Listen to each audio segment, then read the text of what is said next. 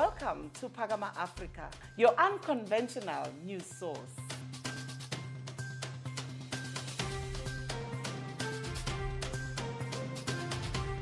Here at Phakama Africa Media, we do things differently without conforming to what is done or believed.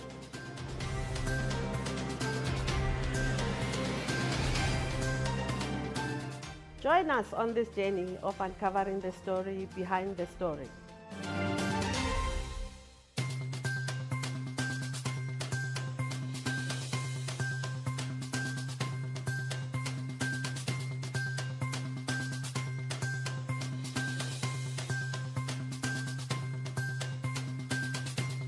We're chatting to independent political analyst Botsang Milwa on the true state of South Africa and what the role of civil society is, especially if you compare what your Solidariteit and AfriForum had done. Is there a replica, if you like, or something similar for the black majority?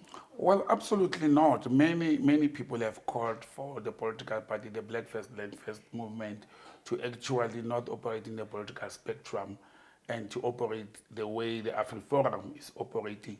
But again, if you're going to have a civil society that is going to look at the interests of black people in this country, they will have to have resources. Now, the resources come from where? From the same oppressor, from the same white people that we want to challenge and oppose. That's why white people in South Africa, they're pumping money into the political parties, including black political formations. And the reason they do that is to be able to control them. Because without the money, the political formations, we saw the donations that the African National Congress as the ruling party has been receiving, not during the Jacob Zuma era only, or the Ramaphosa era only, from the very onset. Actually, I was saying to colleagues, you look at during the liberation era, or the apartheid era in this country, where the ANC leaders were exiled, like O.R. Tambo was stationed in London, depending on white formations, to fund their lifestyle, to fund the organization that is supposed to fight white domination. Now, the one who feeds you controls you. So if somebody is going to fund a civil society movement of black people, they will have to control those people. So if we can be self-sufficient, sustainable, but I've got a fear, and I think there's going to be an uprising in this country, which is something that we don't wish for, but people are being pushed to the corner and they will rise. It has taken people in Burkina Faso, in Zimbabwe next door, over 20 years, 25 to 30 years to rise and say politicians are not delivering what is expected from them, and they burned those countries down. They destroyed those countries. I don't think South Africa is becoming an exception. We are following the same pattern that African leaders and country has done. However, people think South Africans are complacent. They will not rise and rebel or revolt against the sitting government. I'm convinced they will at some stage. And while you can't preempt that, what would it take? Because as you said, the level of inequality, poverty, etc., rising, what would it take? What would spark that revolt now? It's what will spark it now? It's poverty. It's people, are hungry. You have youth who are sitting in townships with educational qualifications, and they're idling. Now, an idling mind is a very dangerous mind. That's one. Another element that I've mentioned before, you have in the South African army and South African police services hungry people. Our police force and our soldiers are some of the worst paid people on earth. And they're armed. Now, you give a person a firearm to be able to protect the society, and you starve that person, or you are not taking care of that person. However, there's also another element of crime in the country. That's why when you look at legal cases, there's a lot of corruption. Police are selling dockets, are losing dockets, and all those things. It's a sign of starvation. Yeah, but aren't those the symptoms, though, of a system that is essentially corrupt, in the sense that there is salary disparities, not only gender disparities? How then do you fix the symptoms that we're seeing, that of perpetuating crime and corruption? Well, if you start compensating people and appreciating what they do properly, it will minimize, the levels. But also the punishments that are, accompanied with these criminal activities. White collar crime is not heavily punishable in South Africa. Office form of crime is not punishable. People go and commit crime, commit theft, thuggery, and everything else. It's minimal. It's not a heavily punishable. We've got, the Steinhoffs, CEOs of companies stealing money from government entities and so forth. And what do? They get away with it. You get public office bearers, director generals in government, ministers committing crime or stealing money from government, and the next thing is they just removed from that position or shifted to another one. So there is no punishment. We have to punish people for criminal activities that they are committing, that's one. But we cannot continue to also have youth. Any nation that does not take care of its youth is at risk. We spoke about women's rights. We spoke about political parties having women in positions. We all know that in the boardrooms of South Africa, to date, male are still dominating the boardrooms of South Africa. Okay. Let's look at what we can do with the means that are accessible. Social media, we are now on this platform with a alternative media content or approach. So there are certain things that we can do to occupy spaces that have been denied before. Absolutely. There are opportunities that black people can rise and occupy those spaces. It is, becoming this platform where we are sitting here, I refer to it as an example, and thanks to it, that we can raise our voices without fear. We can come and talk about issues without thinking that this media platform is owned by somebody who's funding somebody's lifestyle. And what we can do also is to start creating industrialists. The spider web doctrine, I've spoken about this before, to say when Chika Onyake wrote that book, Capitalist Nigga, he referred to the spider web doctrine, which is actually an Asian concept of heavy money rotating within the community. If I am producing this mark, I should be able to sell this mark to you, and you are producing a crop of coffee and you will sell the coffee to me. So we're helping each other. We are sponsoring, we are supporting each other. Let the rent rotate within our society. I should not look for resources or services or help from white-owned companies. And Indians do it in South Africa. They do it very well. If you go and you buy a shirt and it doesn't fit in an Indian shop, you will go and get a shirt next door from another Indian shop. We don't do that. African people don't also work together. We are in silos. It's everyone for himself. Those who are successful, they don't want to see others succeeding. And that's part of the legacy of colonialism, to have made us selfish people when we are naturally, as Africans, not selfish human beings. Yeah. But the legacy of colonialism and apartheid and all these white-created imperialist systems, they've made our people to become selfish and think for themselves only. That's why when they rise to political power and position, they even forget the people who have put them into those positions. And that's the challenge we are faced with. What we should do is, I've started at the beginning of our discussion, I said we have to cleanse our mind. We have to conscientize our people. We have to talk to our families and our children to start thinking as a society, to start thinking as African people, to start thinking not equal to whites. I always say to my sons, don't be equal to white people. We cannot be equal to them. You must be ahead of them in everything that you do. We started this conversation on the pipe dream, that which is democracy and equality, or an egalitarian society. Does that also extend to the definition or classification of black? Well, for me, black is actually an apartheid word. We became black because we were dispossessed. We were taken land. However, this equality and the democracy, was democracy good for us as South Africans? I don't think so. I think the democracy has actually made us modern-day slaves. It has actually come and confirmed what white people wanted us to be.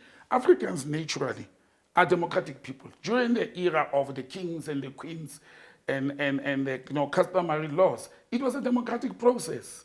When the ANC talks of the cabinet lekgotla, this lekgotla Setswana wait, it used to happen whereby a king will call lekgotla, which are elders of the society, to come and get advices and hear what the society needs. So there's nothing new with this democracy. It's this pipe and pie in the sky that was told to our people. Does it work? No, it's not working. And I think we had the wrong people in the forefront. I think that's where the problem is. The political leaders we had, they were the wrong people. Unfortunately, the right people were either killed or, they perished with time. I sit today and I read what Robert Mangaliso Sobukwe, the founder of the PAC, said about the ANC in 1955, when the ANC adopted the Freedom Charter. Exactly what Sobukwe said in 1956. It's happening today, when he was pre-warning Africans about what will happen if we follow ideas and creations of white people. Yeah, and following those ideas of classifying again the black according to the BE Act or charter, how problematic has that been? Well, it's very problematic because it was designed only to can give black people a certain percentage of crumbs in Are you government referring contracts. black as Indian, colored, and Chinese as well, or are you just saying? Well, when I'm talking about black, I'm talking about African people. And I will not buy into the idea of having Indians and Chinese and Pakistanis as black people. I will not do that. And that's why maybe we should start calling ourselves Africans. We should refer as African, and then we define it. You know, we're indigenous here. If I go to China and I live in China, I won't become a Chinese. I will remain an African who is actually a foreigner in China. Even white people. I was looking at a situation 2 weeks ago when people were talking about foreign nationals causing problems in South Africa. And I asked, who is actually a foreign national? All white people in this country are foreigners. What they did is they used apartheid laws to make them South Africans, and we recognize that. We don't recognize apartheid. We know that they came here as colonialists, as murderers, as occupants of the land. Then they legitimized themselves. They gave themselves a status of being an African. That's why they call themselves Afrikaners, and they refer to us as blacks. And that's what happened. They legitimized their illegitimate status in this continent, in this country, and we accepted it. We don't even want to accept our own fellow Africans from across the Limpopo to be legitimized South Africans. We still refer to them as foreign nationals while they are in their own continent. But we don't look at white people, we call them white South Africans. So apartheid made them South Africans, we accepted it and we live with it. And that's where the problem is. And people may scream and tumble and say, but Indians were part of the apartheid. The apartheid created the Indian colored, classifications. This is continuing until today. And when it suits them, they become black people. I can't let you go until we speak very briefly. Public Protector, Minister Pravin Gordhan, and what's currently happening in that space, whether there is a fight back or what are the latest loose terms that are thrown around on social media? I don't think there's any fight back. The Public Protector is doing her job without fear and favor. Unfortunately, we've got a white-controlled, captured judiciary. And it has always been like that. If people are afraid to talk about it, our judiciary is white. It's white-controlled, it's applying white laws. The Public Protector is not going to win any case in the Republic of South Africa that is going to touch anything that has to do with white capital. And Pravin Gordhan, as a minister in South Africa, is a tool and an asset of white capital. He works for them. He will defend anything that is white.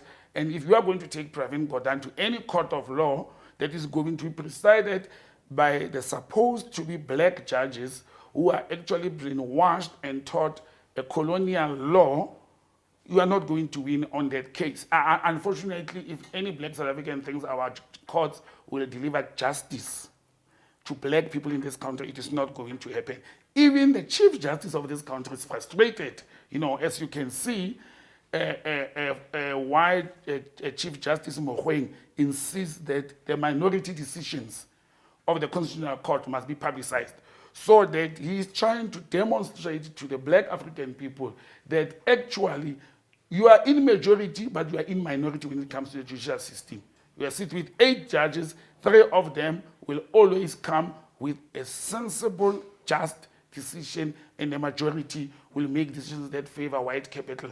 And again, the reason that happens, Cindy, it is because white people, they control the means of production, they own the land, they own the laws of this country, they created the laws of this country. Therefore, no white person will create the law that will actually empower a black person and disadvantage them. We were very naive to think that white people will write a constitution that will make us better people.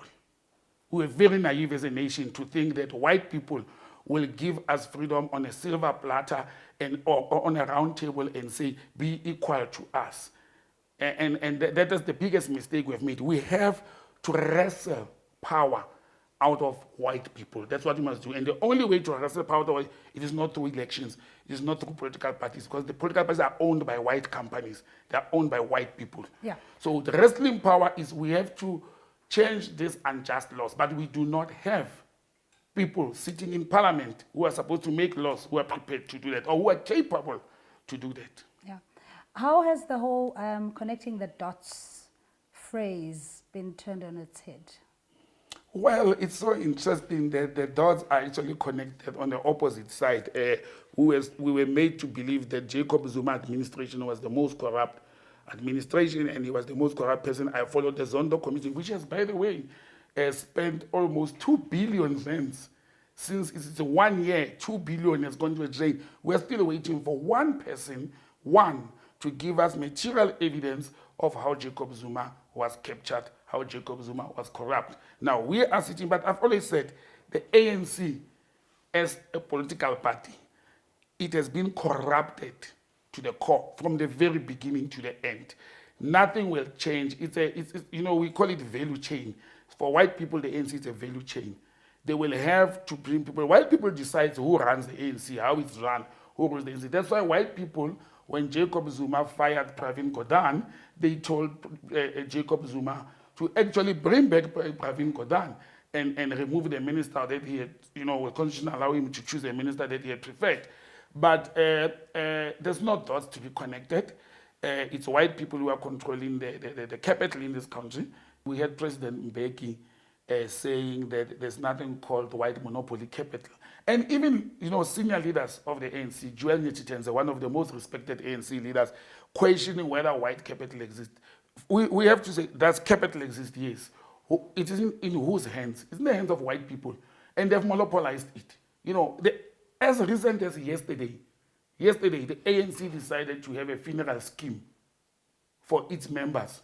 Guess who they appointed? 100% white African male-owned company to be the administrator of that scheme. The very same African National Congress, as early as yesterday, they did something like that, and you want to come and tell me that white capital does not exist. White people own everything in this country. They even own the air we breathe. That's why they build offices that have no windows so that we don't breathe natural air, and they put air conditioners that supply oxygen to us. So we even buy the oxygen that we are actually inhaling. So they own everything. I was saying to people, and people may not like the language, but we owe white people everything, including the poo. When you go to the bathroom and you flush, you pay for that water to flush the poo at the end of the month. So you are actually even paying later to do things that are natural and God-given. We're made to pay, and white people are receiving to the end. And until we stop that, we will never be liberated as a nation. Economic freedom in our lifetime, I suppose, still remains a dream, a deferred, but we'll continue on these discussions as time permits. But thanks so much. Butsang Mwilwa, Thank you, Cindy. independent political analyst, joining us here on Phakama Africa Media. Join us on social media on all the platforms to engage on today's discussion.